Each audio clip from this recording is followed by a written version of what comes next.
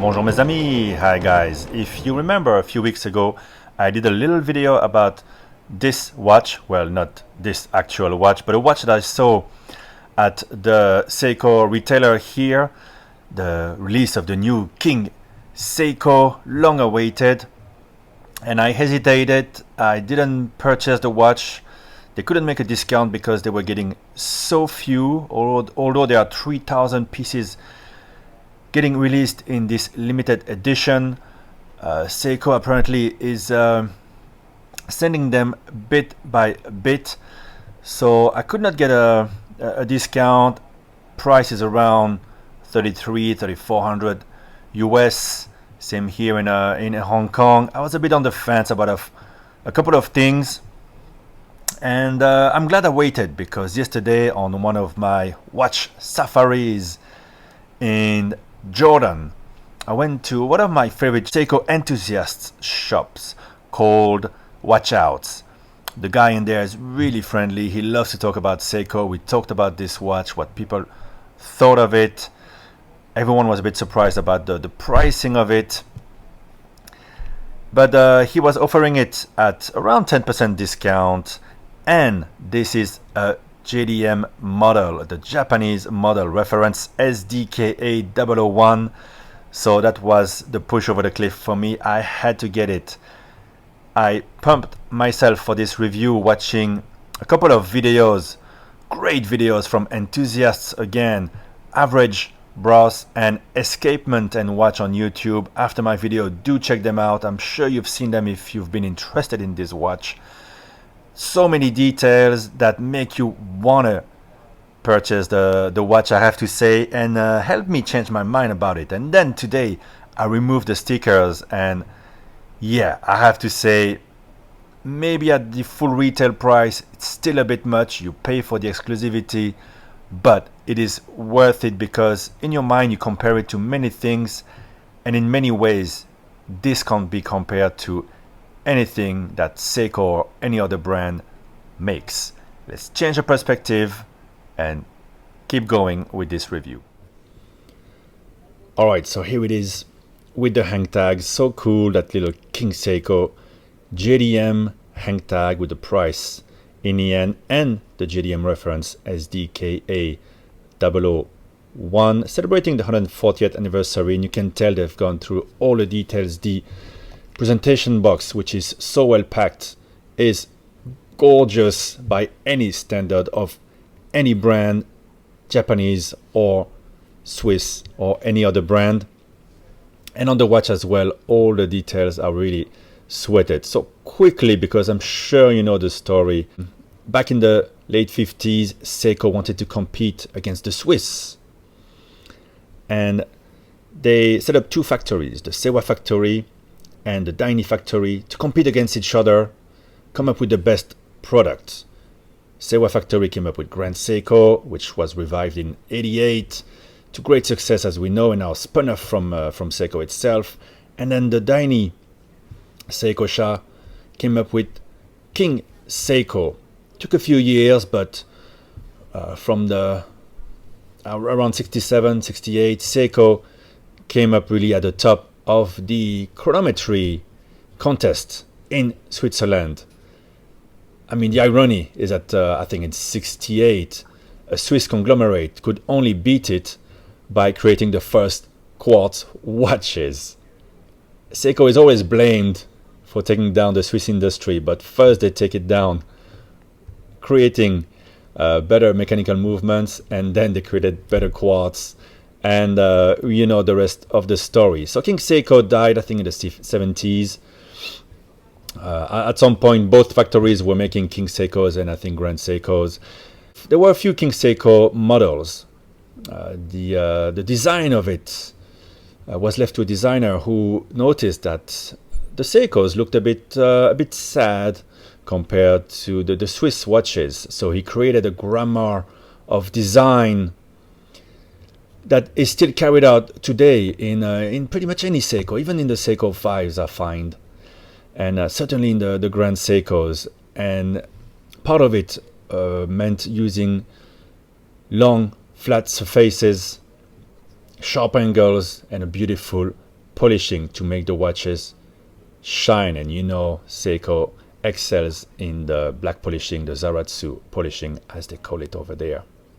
So early 2000s, there was another version with the larger case, very beautiful limited edition. And here we have the reissue of what was called the 44KS, KSK. It's getting a bit confusing. Now inside you have a 6L35 movement, and it's interesting, something I hadn't really realized when I did my first video about the watch and kind of putting it down.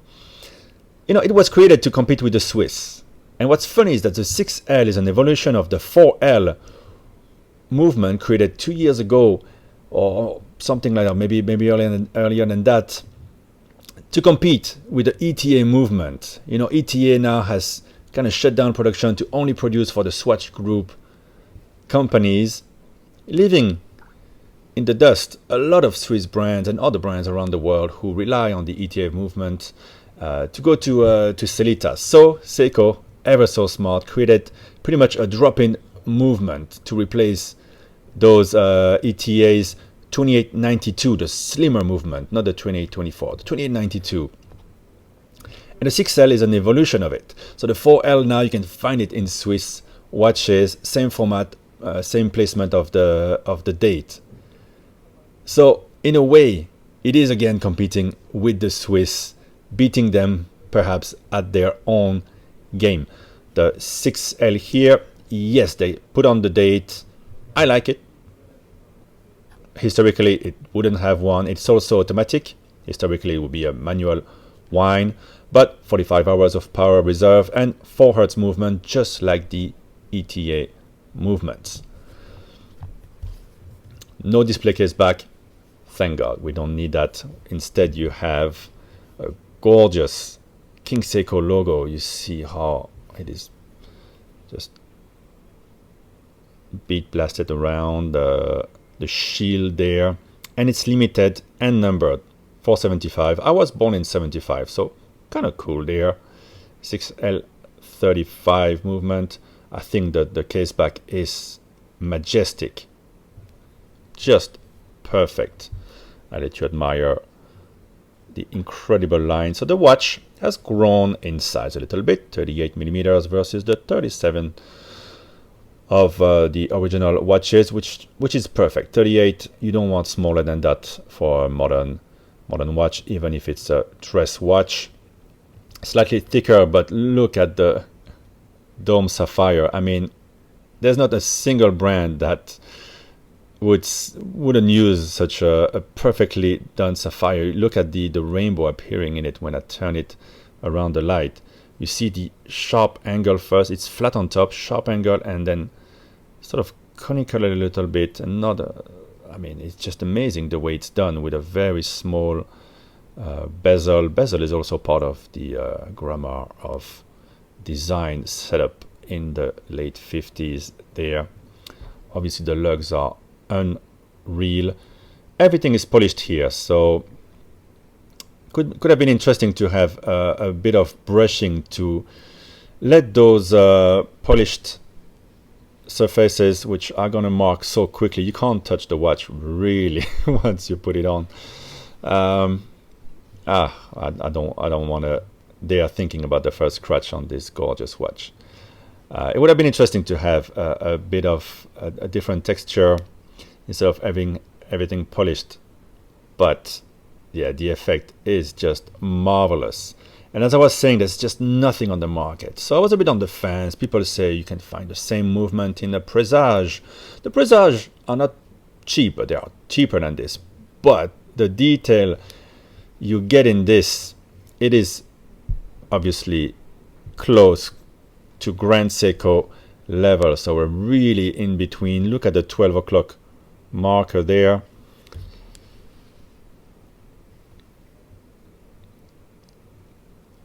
So special. And then the faceted, each marker is faceted there, you know, really like a diamond type of finish. What I like as well, and something that I really loved on the Snowflake, is how the minute track is done printed on the dial, unlike that awful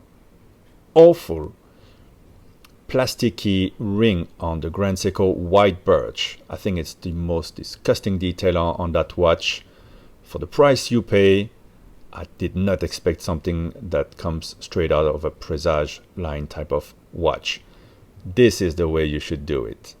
Applied logo, King Seiko, Diashock, 26 joules instead of the 25 of the original. And look at the sunbrush finish. The date is done well. It works. It's a black on white. I think it works. It's just done the right way. Crown is beautiful. Sign. You see, when they go to those details, you know they want to do it really specially. With the W reminding you of some water resistance, 50 meters on this watch. I mean, it looks like a spaceship. This is the very best of what the Japanese have to offer. Now it's a push crown, so the winding very quiet, slight rubbery feel, and the sound is, the click is soft but defined. You wouldn't hear it if I put it against the microphone. Now changing the date is actually going down, but the date clicks up. It's kind of funny. So you go down and it clicks up. Unusual. Then when you pull, you can hack the movement. And again, like an ETA, you go down. Most Seikos you would go up. Let's see if we are in the danger zone. We are not. I will keep on turning so you can see if how the date clicks on the 6L35. Okay, it starts turning and clicking, yeah, right at midnight. Very, very nice. So let's move away the hands here. Let's put them at 10 o'clock. Always a bit nicer. 10:10. 10:8. Give us a bit of room there. What else is there to say? Yes, the buckle. I think one of the best buckles I've ever seen on any watch at any price. Just look at this, the angles. I mean, they really went all the way, and that is why the watch is probably worth the price. Now the strap here, the black strap, very dressy crocodile strap, seemed a bit on the cheaper side when I first look at the watch, but I realized it's actually very soft and nice. I'm gonna wear it. Maybe I should be more careful with it and just change it to something else, save it, because it's such a cool edition. But I'm sure Seiko will do maybe other dial versions of the same, and maybe come back with the other cases, case shapes of the King Seikos. You can still get the vintage ones. I'm sure somebody will comment for a lot less you can get the vintage one, but you never quite know how they're going to perform, what troubles you might have. Sure, I would love to get a vintage one in great condition as well, but here they bring it back to a modern days. You get the date, and it's just very special. I'm thrilled that I went for it, that I changed my mind, and I do recommend going to that shop, Watch Outs. It's always fun to have a chat. The gentleman there was telling me that he was expecting, everyone was expecting this watch to come around the $1,500–2,000 price point. I was a bit surprised, but you know, I got 10% off. I'm fine with it. Very, very glad, very happy, especially to get the JDM version.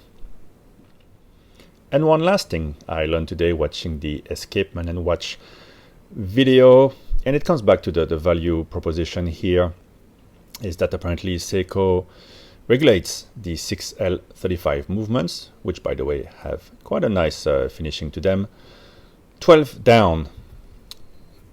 So unfortunately you're not going to get, I think, 5 position regulation on these watches, but 12 down and I had never realized it's pretty much where the watch is most of the time when you're on the wrist. It's going to be like this, you know, when you're working, and when you're walking, it's going to be 3 down. I haven't put it, I'll put it one day in my time grapher, but apparently it's regulated at 0 with strong amplitude and 0 beat error. So maybe judge a bit too fast the quality of this movement. Now I remember hesitating about adding the watch because it might have felt a bit superfluous in my collection, having already splurged on a couple of Pateks, dress watches, and this Datejust 41, which I love so much. But now seeing the watch in context within the collection, you can see that it is the epitome of what Seiko tried to achieve back in the late 50s, early 60s to compete with the Swiss. Bring in an amazing product, but with a different design language, all of their own, and it just stands out. And here in context, I have to say, it looks fabulous with those very simple hands that echo the flat surfaces of the lugs. What do you think, guys? I think it's really something unique. I'm a bit breathless, I have to say, when I see this watch, and the way it wears is unusual. Again, there's nothing like it. It was very vertical there on the wrist, despite those angles there. Very unique lug work that many very expensive brands would be proud to offer to their customers. So I'm very, very proud to own number 0475 out of 3000. Let me know if you have any comments, any questions down below. And again, happy anniversary, Seiko. Bye bye, guys.